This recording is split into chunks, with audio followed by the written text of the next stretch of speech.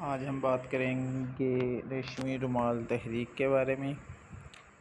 ریشمی رومال تحریک جو ہے وہ پہلی جنگ عظیم کے دوران شروع کی گئی تھی۔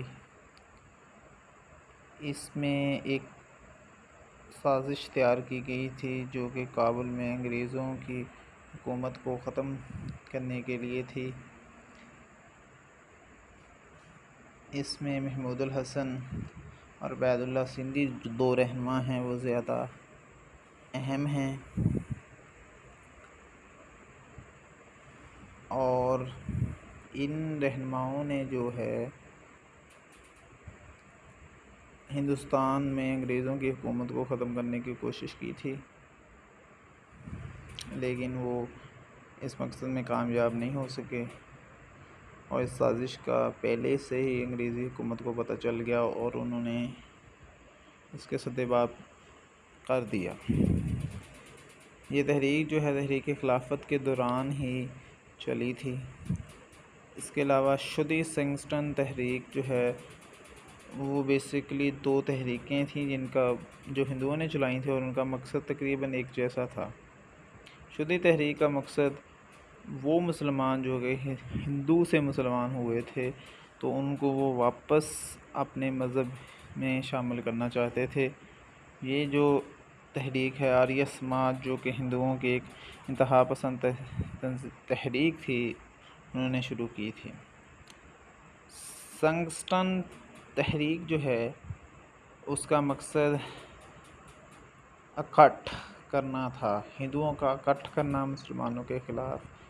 یہ تحریک بھی تقریباً 1920 کے بعد شروع ہوئی۔ تحریک خلافت کے اختتام کے بعد جب ہندوؤں اور مسلمانوں میں آپس میں اختلافات بڑھے تو یہ دونوں تحریکیں شدی اور سنگسٹن تحریکیں جو ہیں وہ شروع ہوئیں۔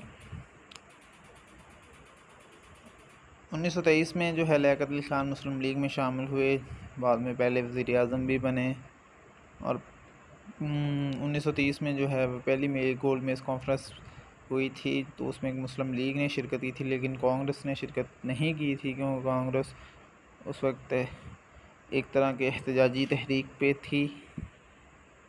دوسری کانفرنس میں بھی صرف گاندھی نے ہی شرکت کی تھی، اور وہ بھی جو ارون گاندھی پیکٹ کی وجہ سے شرکت کی تھی، کیونکہ ان کے درمیان معاملات طے پا گئے تھے، مگر کانگریس نے شرکت نہیں کی تھی، باقی نے مسلم لیگ نے شرکت کی تھی۔ تیسری کانفرنس میں کوئی بھی اہم رہنما شامل نہیں تھا تو قائد اعظم نے بھی اس میں شرکت نہیں کی۔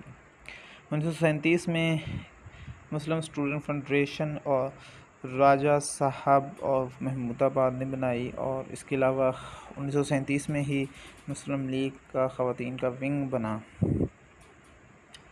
جو ورلڈ وار 2 ہے وہ 3 ستمبر 1939 کو شروع ہوئی اور 2 ستمبر 1945 تک چلی، تقریباً آپ کہہ سکتے ہیں کہ 6 سال کا عرصہ۔ 1945 اور 46 کی جب مرکزی اور صوبائی اسمبلی کے انتخابات ہوئے تھے جن میں مسلم لیگ نے مسلم نشستوں پہ کافی کامیابی حاصل کی تھی، اس کے بعد ایک انٹرم گورنمنٹ یا عبوری گورنمنٹ قائم کی تھی جس نے جو قیام پاکستان یا تقسیم تک جو ہے وہ کام کرنا تھا۔ 16 اگست 1946 کو مسلم لیگ نے جو ہے وہ ڈائریکٹ ایکشن ڈے منایا۔ یہ ڈائریکٹ ایکشن ڈے جو ہے وہ مسلم لیگ کے جیتی ہوئی جو اکثریت تھی اس کو تسلیم نہ کیے جانے پر جو ہے مسلم لیگ نے منایا، اور اس پر کافی زیادہ جو ہے